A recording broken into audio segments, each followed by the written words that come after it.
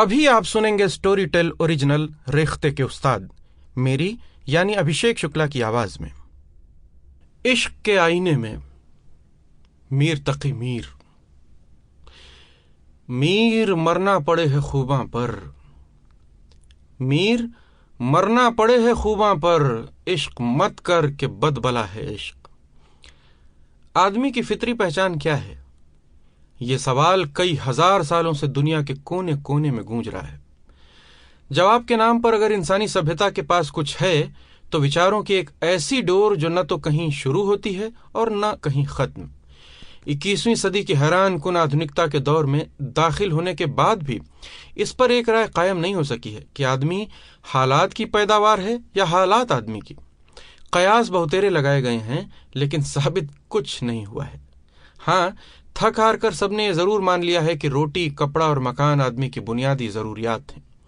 इसका एक नतीजा ये हुआ है कि आदमी को गहराई से देखने वाला चश्मा हर आदमी को नहीं लगाना पड़ता।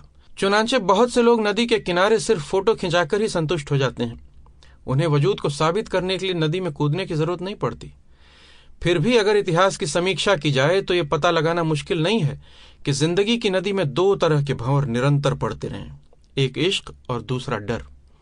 कुछ अक्लमंदों का मानना है कि आदमी जब डर की सीमाओं को लांघने में कामयाब हो जाता है तो इश्क करने के काबिल हो जाता है। हालांकि मीर तकी मीर को यह सीमाएं पार करने की जरूरत बिल्कुल नहीं पड़ी, बल्कि पास से देखिए तो महसूस होता है कि उनका जन्म ही इश्क के भंवर में डूबने के लिए हुआ था।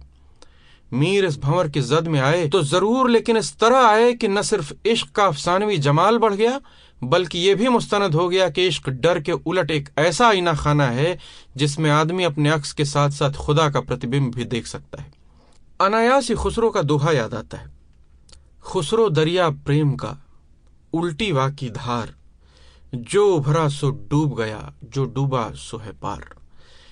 मीर तकी मीर के बारे में जो जानकारियां हासिल हो सकी हैं उनसे पता चलता है कि मीर की पैदाइश 1722 या 23 में आगरा में हुई थी। अली सरदार जाफरी हालात मीर में लिखते हैं, मीर की आपबीती जिक्र मीर के मुताबिक उनके दादा आगरे में फौजदार थे और बाप मोहम्मद अली मशहूर सूफी फकीर। इन दोनों ही की सही हैसियत का पता लगाना तकरीबन नामुमकिन है क्योंकि मीर के अहद की तारीखों और तज़किरों में उनका कोई जिक्र नहीं है। इसलिए ये ख्याल पैदा होता है कि उनके बाप उतने मशहूर नहीं थे जितना मीर ने अपने जोश अक़ीदत में लिख दिया है। बहरहाल ये यकीनी है कि मीर ने गरीबी और तंगदस्ती की गोद में आंख खोली और सब्र व क़नाअत के Sample complete. Ready to continue?